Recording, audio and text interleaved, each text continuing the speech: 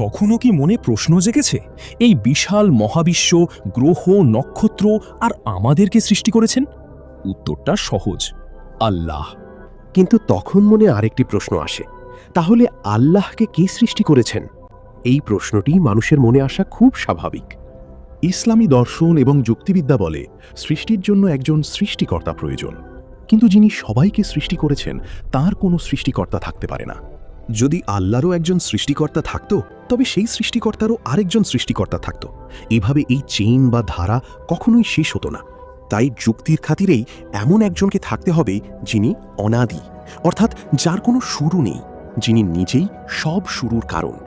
পবিত্র কোরআনের সূরা ইখলাসে আল্লাহ নিজেই বলেছেন, লাম ইয়ালিদ ওয়ালাম ইউলাদ, অর্থাৎ তিনি কাউকে জন্ম দেননি এবং তাঁকেও কেউ জন্ম দেয়নি।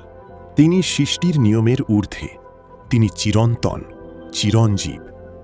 ভিডিওটি ভালো লাগলে শেয়ার করে সত্যটি সবাইকে জানার সুযোগ করে দিন।